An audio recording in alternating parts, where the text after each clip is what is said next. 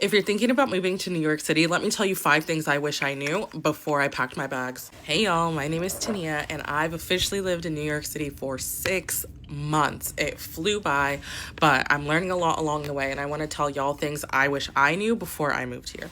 And be sure to like and save this video so you can come back to it before you actually move. Okay, so the first thing, let's talk about electricity in the city. So electricity is more expensive than any other place I've ever lived. And I wish I had a better idea of what that actually would look like because I had no idea.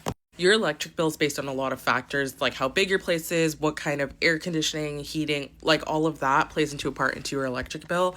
But for example, me, I live in a 4-bedroom, 4-bath, and we all have individual AC units. They came with the unit, and my bill is an additional $150 a month. Keep that in mind.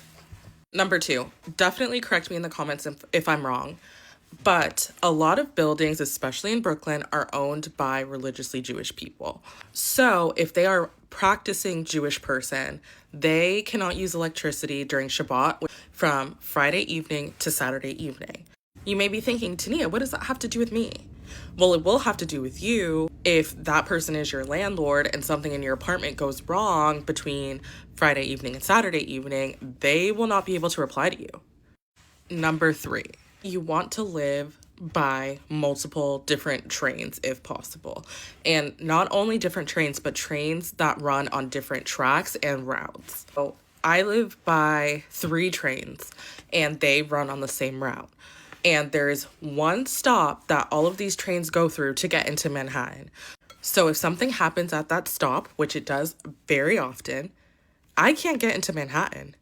Be sure to tell me in the comments what you wish you knew before you moved to the city because we're all constantly learning. It's done. There's this website, which I will put somewhere up here.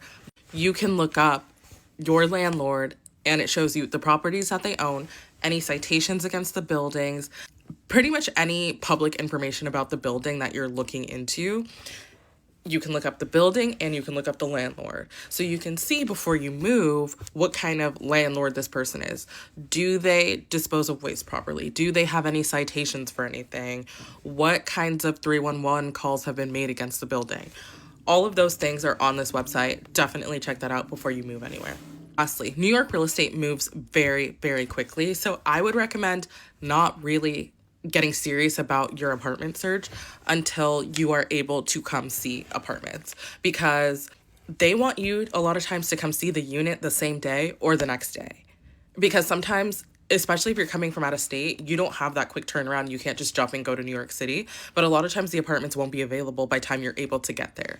So it's easier if you just you pick out a day that you're going to go and just look at all the apartments you want to see that day and then make the decision. And I'm not saying rush to make a decision, but you don't want to get your heart set on apartments that are not even going to be available to view unless you are okay with seeing an apartment through FaceTime or by video, because realtors will also do that as well. Those are my 5 tips that I think everyone needs to know before moving to New York City. Let me know in the comments what I missed or if any of these were controversial. Don't say I never put y'all on and be sure to repost this so I can put other people on. XOXO, Tania.